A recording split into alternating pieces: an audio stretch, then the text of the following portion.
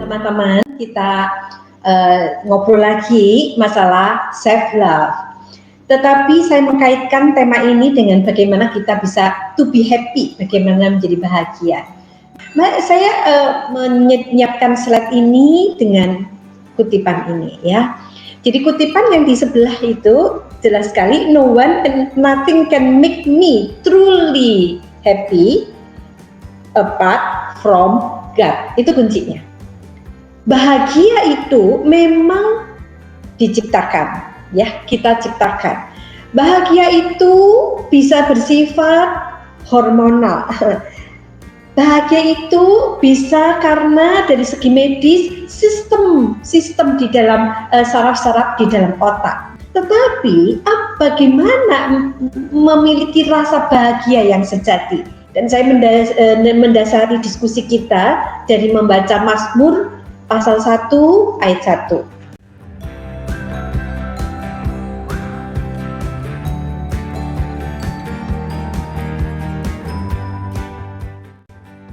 Topik ini saya ingin sampaikan, yaitu kita mesti betul-betul memilih atau menilai dengan jelas seperti apa kata-kata itu. Listen, mendengarkan kata-kata, nasihat, pendapat orang di luar kita itu seperti apa.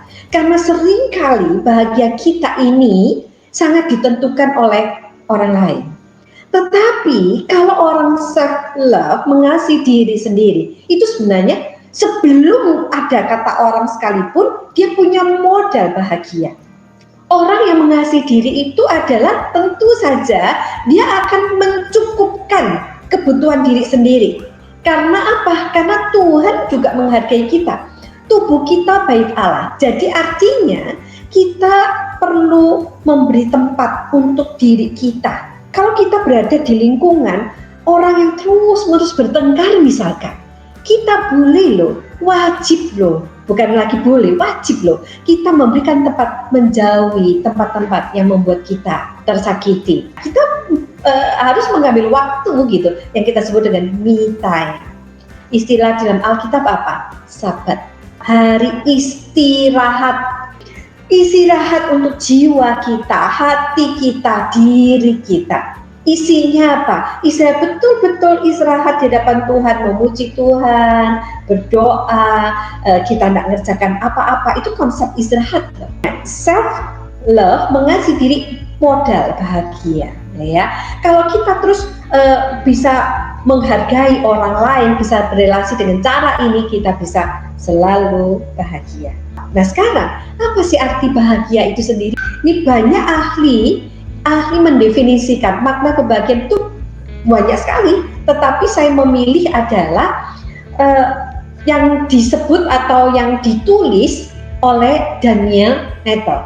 Dia berkata ada tingkat titik. Kebahagiaan tingkat 1 adalah merupakan perasaan sukacita, senang, puas, tapi sifatnya sementara. Yang tingkat 2 adalah kebahagiaan dan didasarkan pada penilaian keputusan kita sendiri. Dan yang ketiga adalah kebahagiaan atau tingkat 3 ini merupakan kebahagiaan karena memiliki makna hidup yang lebih tinggi, mengembangkan potensi dan aktualisasi diri. Jadi kebahagiaan yang tingkat pertama itu adalah kebahagiaan perasaan tapi jangka pendek. Kadang-kadang disebut sebagai kesenangan sederhana begitu. Jadi kebanyakan ini bisa didapatkan dari waktu kita kepengen makan soto, dapat makan soto. Nah, itu senang. Itu disebut dengan kebahagiaan yang pertama. Jenis emosi ini mudah terukur karena apa? Nampak secara langsung. Jadi ketika kita diperhadapkan kepada makanan yang enak, langsung kita senang. Ya, itu langsung kelihatan ya bahagia ini. Tapi tidak tahan lama. Kenapa? Karena kita senangnya makan, ketika selesai makan, kita kembali ke kondisi mental dasar kita dengan cukup cepat. Tapi ketika kita sudah mulai makan, sudah selesai, baju yang kita inginkan sudah dapat, kita akan kembali kepada kondisi mental dasar kita. Kalau dasarnya kita ini pada dasarnya sebelumnya itu penuh dengan kekecewaan, misalkan hati kita ini sedang meluap kelelahan gitu, atau kita stres depresi misalkan ya, itu akan kembali lagi. Nah, tetapi kalau yang bahagia tingkat 2, mari kita teliti. Kebahagiaan ini kadang disebut juga jadi perasaan sejahtera, well-being. Kenapa? Ada tingkat kebahagiaan ini hasil penilaian dan melampaui perasaan bahagia tingkat 1. Kebahagiaan ini bersifat relatif bagi setiap orang, biasanya dengan membandingkan situasi diri dengan orang lain dan kondisi perasaan di masa lalu. Waktu kita lihat, aduh hidupku lebih enak ya, orang lain mereka masih sudah di PHK gitu, tetapi aku hanya tetap kerja hanya karena dipotong gajiku, misalkan, oh aku lebih baik. Dan perasaan ini, sekali lagi perasaan ini tergantung apa? Perasaan di masa lalu. Artinya adalah kalau pada dasarnya kita ini hatinya sudah seneng, bahagia, tadi itu ya, self love, mengasihi diri sendiri, maka kita akan berada di level 2 ini dengan aman, yaitu kita gampang sekali mensyukuri apa yang kita terima. Nah, banyak penelitian tentang kebahagiaan secara psikologis, nah ini selalu berada di tingkat ini. Jika kita membaca tentang penelitian yang mengatakan bahwa orang-orang di negara A lebih bahagia daripada orang-orang di negara B, maka kemungkinan besar itu merujuk pada kebahagiaan tingkat 2 yang diukur dengan berbagai survei.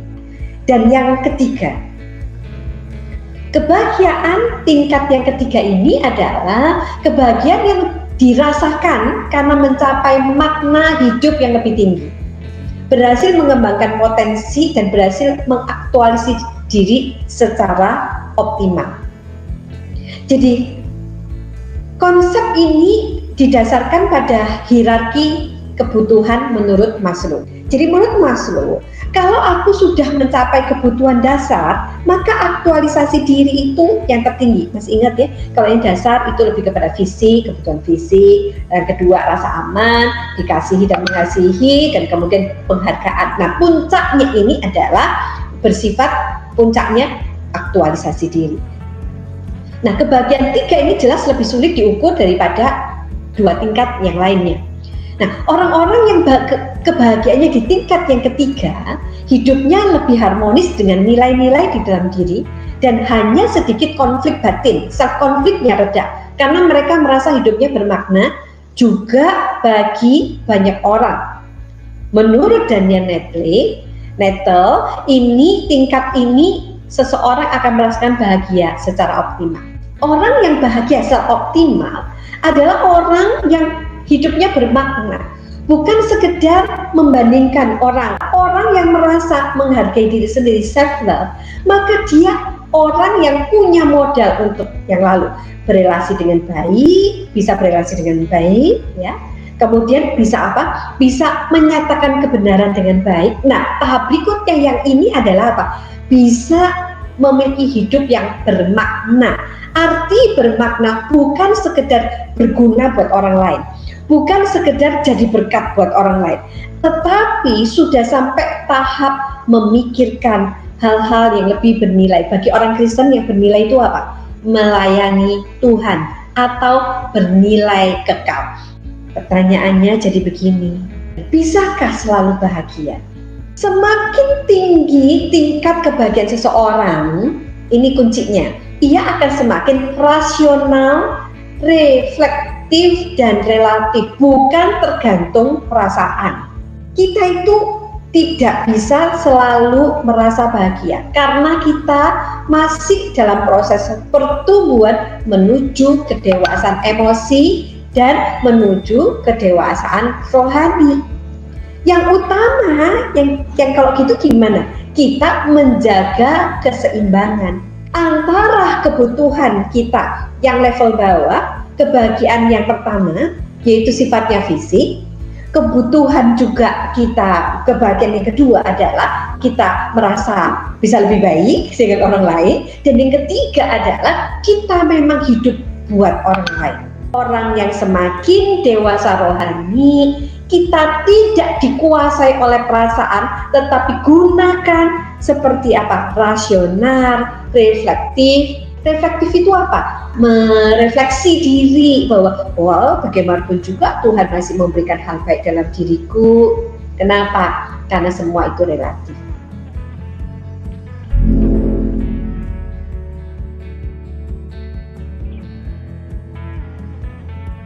Kelainan psikologis dan fisik itu burnout, makna burnout gitu. Jadi apakah itu kebahagiaan yang gagal? Mungkin bukan gagal, tapi kebahagiaan tertunda bisa jadi, atau kebahagiaan yang tertutupi bisa jadi. Kebahagiaan tertutupi, sebenarnya dia punya rasa bahagia tingkat 3 misalkan, yaitu apa? Dia punya makna hidup, bisa aktualisasi diri, menjadi berkat banyak orang, tetapi karena kelelahan fisik dan kelelahan psikologis, maka kebahagiaan ini apa? Tertutupi. Bukan gagal, tertutupi. Ada sebenarnya, tertutupi. Karena apa? Ya karena perasaan kelelahan.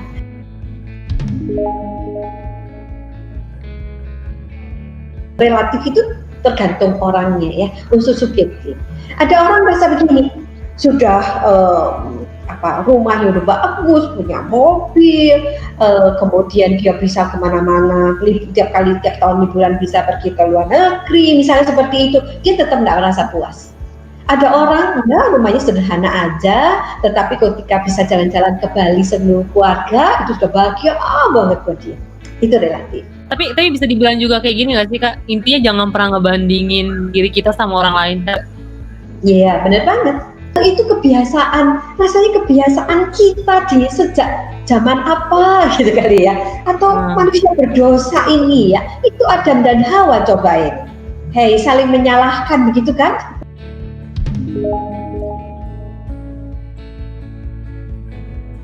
Ya, membandingkan itu esensinya tidak dosa, bukan dosa, karena itu sifatnya netral. Kalau kita meneliti sesuatu kan membandingkan, untuk melihat orang ini bisa belajar lebih baik dengan cara ini, itu membandingkan. Tetapi ketika kita membandingkan dengan perasaan mana lebih baik, esensinya sudah tidak jujur dalam arti bukan menerima, sudah mulai merasa kamu lebih baik, aku lebih baik. Nah seperti itu. Di samping itu juga, ini yang seringkali terbawa oleh kita yang orang dewasa, yaitu papa mama yang suka membandingkan anaknya di masa kecil. Itu loh akhirnya kebiasaan kita tidak bisa netral membandingkan objektif. Karena akhirnya ketika mama melihat bahwa rapotnya tetangga nilai matematika lebih bagus daripada anaknya, langsung ada suasana hati yang gak enak sikapnya kepada anak. Nah itu loh sebenarnya menjadi akar kita itu akhirnya membandingkan, dan waktu unsur pembandingannya itu unsur apa? Unsur untuk supaya aku lebih menang dari yang lain. Sekaligus tadi itu kita orang berdosa yang ingin mau lebih hebat dari yang lain. Nah itu dia yang kemudian akhirnya nyampur jadi satu, dan akhirnya itu yang tidak sehat begitu. Kalau anak tidak bahagia di sekolah, yaitu paling kelihatan adalah ekspresi bahagia kalau dia sekolah itu kan tingkat 1 ya. Kalau kira-kira dia masih SD ke bawah gitu, SD ke bawah itu kan cenderung spontan. Kalau orang dewasa itu lebih bisa nutupi gitu ya. Nah, tapi bahagianya itu pasti di level 1 Mas Ian, yaitu apa yang didapat. Belum sempat membanding-bandingkan gitu. Mengukurnya dari sikap raut wajahnya, dia suka tersenyum atau tidak, apakah dia suka bicara apa tidak gitu. Itu 2 tanda yang paling kelihatan. Sekarang kita lihat membandingkan dengan definisi bahagianya menurut Aristoteles ya. Nah, kebahagiaan tingkat 1 menurut arti Aristoteles itu apa? Yaitu laitus. Kebahagiaan tingkat 1 ini, laitus itu bisa berarti bahasa Latin artinya gembira atau senang. Ini hanya kepuasan indrawi. Karena hal-hal yang sifatnya eksternal, bisa intens tetapi berumur pendek. Intens ya, bisa misalkan punya mobil, dia senang mau seintens apapun, satu saat bisa bosan. Terus makan enak, makan yang dia suka gitu. Tetapi ketika dia satu saat itu kan bosan juga gitu. Orang yang berfokus pada kebahagiaan ini akan mengalami krisis kehidupan karena apa? karena tanpa makna. Jadi orang yang mengejar harta habis-habisan, orang yang mengejar indera, tadi kan perasaan, dipuji terus akhirnya tanpa makna. Dia akan mengalami krisis. Kenapa? Karena satu saat itu kita tidak dapat, langsung down. Memang tidak salah ya menikmati kesenangan hidup, itu nggak salah. Tetapi kalau kita kejar terus di situ, kita pada akhirnya frustasi. Kebahagiaan tingkat 2, Felix bahasa Latin. Nah, ini perasaan senang lebih daripada, termasuk ada rasa puas di dalamnya. Kebahagiaan ini karena membandingkan diri dengan orang lain, mirip dengan tadi. Aku bisa lebih baik dari mereka, aku lebih mampu dari orang lain, aku bisa menang lomba. Kebahagiaan ini bersifat relatif, tergantung dari sifat kompetitif apa enggak. Tipe-tipe orang yang kompetitifnya sangat tinggi, ketika dia menang, dia rasanya wah segala-galanya, dia puas luar biasa. Tetapi bagi orang yang bukan jiwa kompetisi, mau menang boleh, ya enggak, ya bahagianya sedikit. Kebahagiaan karena membandingkan ini, saya ingin berikan penjelasan berikutnya, kita lihat slide. Karena membandingkan dengan orang lain terus-menerus sangat tidak sehat. Karena apa? Karena kita tidak bisa menang di semua bidang kehidupan dan di sepanjang waktu. Karena kita nggak akan bisa unggul di semua bidang, begitu. Nggak apa-apa loh kalau kita nggak pintar masak, nggak apa-apa. Mungkin kita unggul di bersih-bersih rumah misalkan. Nggak apa-apa loh kita ini matematikanya nggak bagus, tetapi bahasa kita oke banget. Nah, mari kita juga melihat dengan kacamata yang sama, melihat diri kita dan anak-anak kita dan keluarga kita. Kegagalan atau fokus pada tingkat ini, mari kita lihat slide yang diberikan, saya garis bawahi, dapat menyebabkan frustasi dan rasa tidak berharga. Juga berisiko menganggap orang lain pesaing, timbul rasa iri hati, atau apa? Kita menjadi sinis dan kita akhirnya menekan orang lain. Yang ketiga, kebahagiaan tingkat 3 ini adalah beatitudo, yaitu tingkat kebahagiaan yang disebut kebahagiaan karena bisa berbuat baik. Jadi betul-betul bukan masalah fisik. Kebahagiaan ini dasarkan pada keinginan manusia memiliki koneksi dan kebahagiaan. Jadi ini kualitasnya sudah tinggi.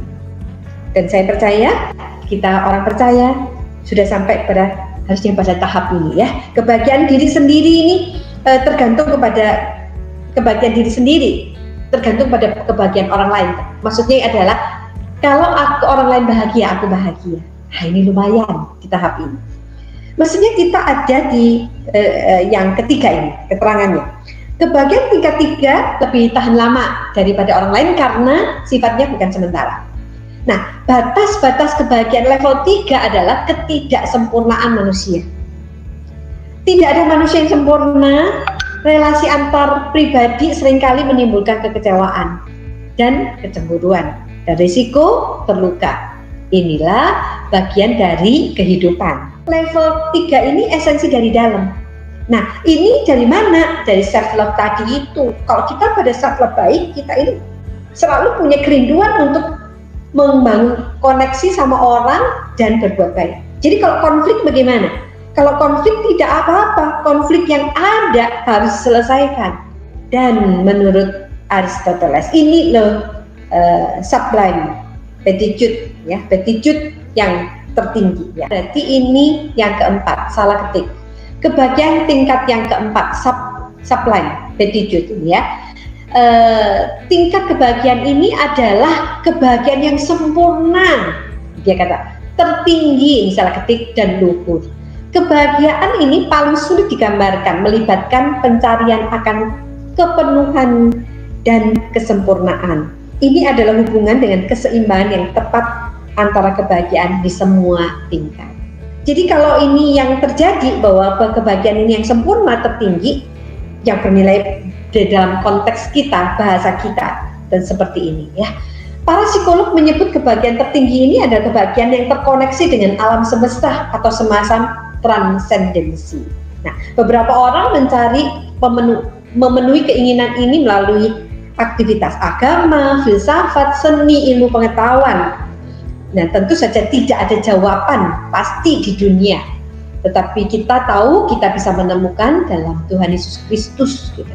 Jadi kebahagiaan yang tertinggi ada di mana? Dalam Yesus Kristus. Saya mengutip konsep Kristennya Minute, bagaimana menjadi selalu bahagia dan bahagia di dalam Tuhan. Ya, mari kita lihat bagian ini.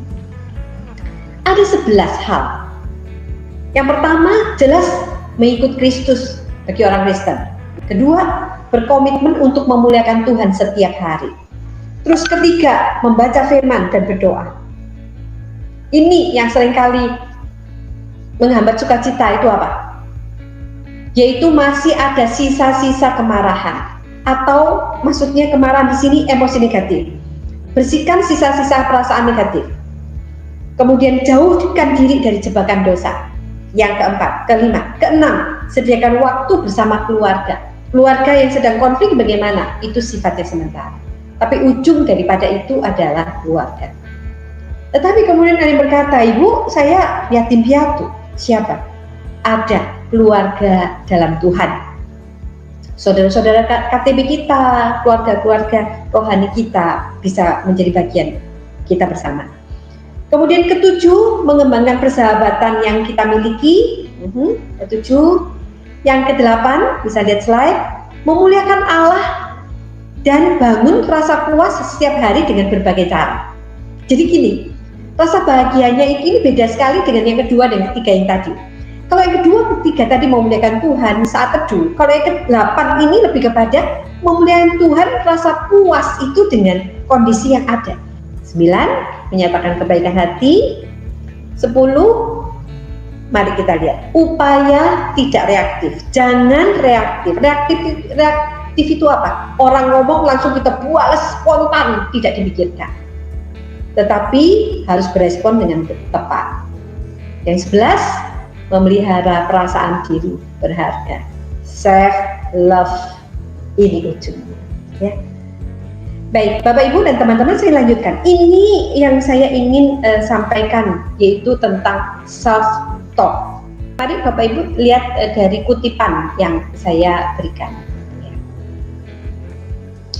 Self talk is the most powerful form of communication because it either empowers you or it defeats you.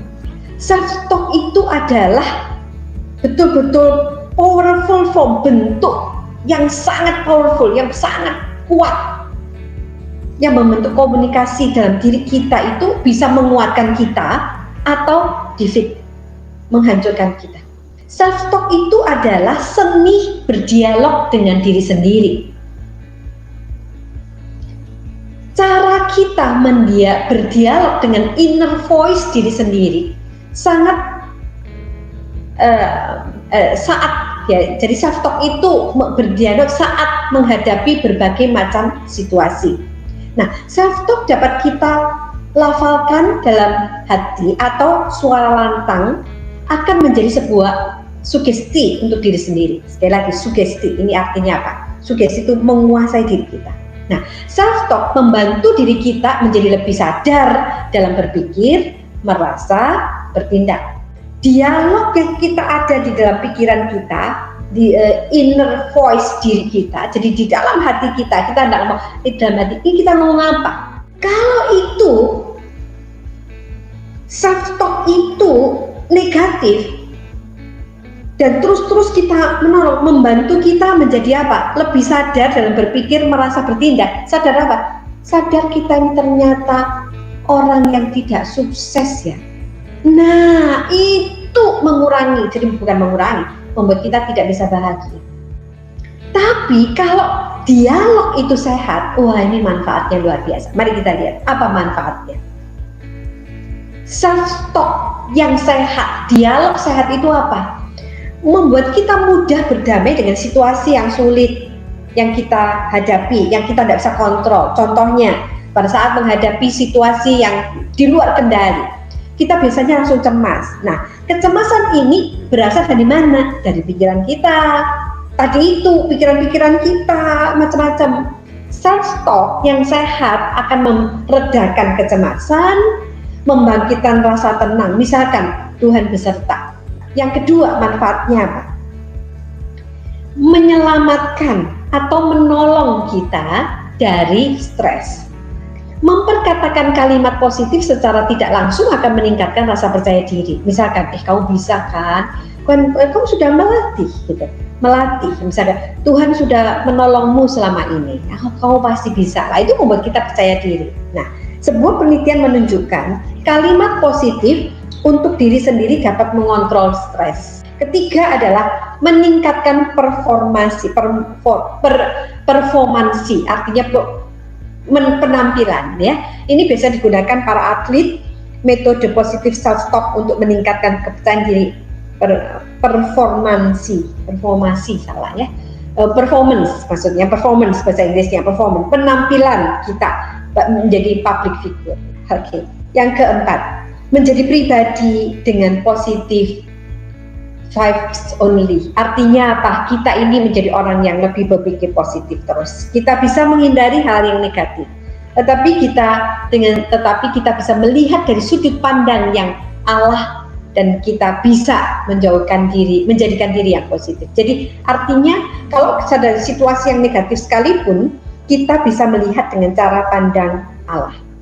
Kelima adalah membantu kita melakukan self-reflection.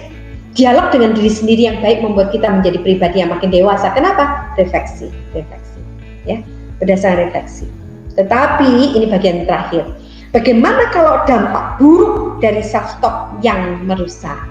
Ini kalau kita self-talknya merusak, ini kita semua sebenarnya memiliki kritik batin, ya, kritik batin, self-konflik, kritik terhadap diri sendiri. Apalagi ketika kita mengingat pengalaman kegagalan atau kesalahan yang kita buat di masa lalu. Nah, suara kritik batin ini seringkali akan berbahaya, apalagi kritik negatif yang berlebihan.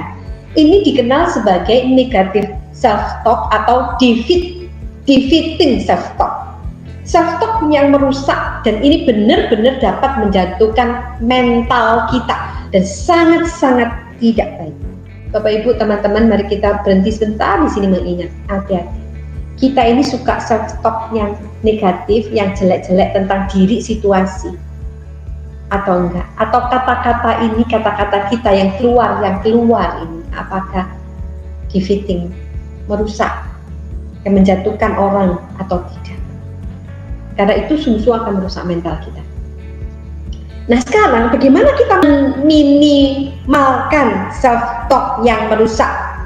Gimana caranya? Ya, ini yang pertama, memperhatikan dan cari tahu sumber kritik batin. Misalkan, kamu ini loh, ya kamu kok sering gagal. Nah, waktu kita ngomong, aku kok sering gagal, kenapa aku mikir gitu? Nah, itu kita mesti refleksi, cari, kenapa kok aku ngomong aku sering gagal? Emang buktinya aku gagal di mana? Seperti itu. Nah, kalau kesulitan dalam hal ini, Bapak Ibu, teman-teman bisa cari orang lain, ya, partner doa, kakak KTB, konselor menolong kita. Kedua, mengingat bahwa pikiran dan perasaan tidak selalu sama dengan realita. Pikiran kita bisa salah. Ingat, pikiran kita bisa salah. Ketiga, bagaimana meminimalkan supaya kita ini beri nama, tanda kutip, orang yang mengkritik batin Anda terus menerus. Misalkan, tiap kali, aku bisa enggak ya, ini pasti si peragu muncul lagi. Enggak, aku harus berjuang, yang penting aku persiapan, hasil akhir bagian dari Tuhan. Nah, gitu ya. Keempat, memberi tempat kritik negatif itu muncul semua. Jadi jangan takut kalau kita merasa satu waktu, ya, merasa bahwa aduh, kok aku ini gak bisa semangat ya, kok aku ini gagal ya, kok ini aku buruk. Kalau muncul itu berikan tempat. Emang kenapa? Apa yang muncul, kritik itu keluarkan semua dalam tulisan, ya. Yang kelima, ubah yang negatif menjadi netral. Ya, misalkan aku tidak tahan dengan ini, menjadikan kondisi itu dengan berkata ini menjadi tantangan, gitu ya. Kemudian yang keenam, pertanyakan kebenaran dari isi kritik batin Anda. Sebagian besar self-talk negatif berlebihan, bukan yang benar, ya. Jadi tiap kali kita mengkritik diri kita sendiri, ya, bahwa kamu nggak akan bisa tuntas menyelesaikan ini, mana mampu kamu. Nah, waktu ada perkataan itu muncul, maka kita harus mempertanyakan, kenapa kok aku ragu-ragu? Kan aku sudah latihan, aku sudah dapat mentor, aku sudah gitu ya. Jadi pertanyakan, gitu, supaya itu hilang. 7, carilah teman untuk meluruskan pikiran Anda. Jadi kok pikiran kita rumit, kok aku merasa ya, nah ini aku merasa tidak enak badan ya, apa kamu ini, apa COVID ya, aku tidak sabar gitu ya. Itu perkatakan dengan teman supaya bisa meluruskan pikiran kita. Ke-8, gunakan perspektif yang berbeda untuk melihat persoalan atau sumber kritik batin kita. Yang ke-9, ungkapan self-talk negatif dengan self-talk, ya, kalau ada ungkapan dengan keras, mengingat betapa tidak masuk akalnya kata-kata itu. Jadi misalkan kita merasa, aduh kamu kok elek ya, elek, gitu. Katakan dengan kamu elek, gitu. Dengan pemikiran, betapa nggak masuk, enggak, elek dari sudut pandang apa, gitu. Jadi kita katakan suara batin kita ini supaya itu bisa hilang, ya, tidak grundel di dalam diri, di dalam pikiran itu membuat seorang sakit. 10, hentikan pemikiran itu dan mengubah dengan pikiran yang lain. Alihkan maksudnya di sini, mengubah dengan pikiran yang lain. 11, ganti yang buruk dengan kata yang baik. Kata-kata yang baik itu yang mana? Katakan itu yang baik, yang mana? Kata yang baik adalah kata-kata adalah firman Tuhan. Filipi 4 ayat 8 itu adalah yang baik. Saya bacakan ayat ini. Jadi akhirnya saudara-saudara, semua yang benar, semua yang mulia, semua yang adil, semua yang suci, semua yang manis, semua yang sedap didengar, semua yang disebut kebajikan dan patut dipuji, pikirkanlah semuanya itu. Jadi mari kita isi pikiran kita dengan firman dan perkatakanlah firman. Saya mengutip seperti biasa, menutup dengan kutipan ini. Charles Spurgeon. Ini Charles Spurgeon itu seorang misioneri yang luar biasa, ya, pengkhotbah yang luar biasa. Kalau kita lihat, those who are beloved of the Lord must be seharusnya the most happy and joyful people, ya. Orang yang dikasihi Tuhan seharusnya menjadi orang yang paling bahagia dan sukacita yang kita bisa dapatkan di dunia ini. Kenapa? Ya karena Tuhan sudah menyelamatkan kita, Tuhan mengasihi kita. Tidak ada alasan untuk kita tidak bahagia. Masalah hal negatif mungkin terjadi, sangat mungkin, tapi hidup kita bukan karena perasaan, tapi karena pikiran kita, karena Tuhan ada di sana.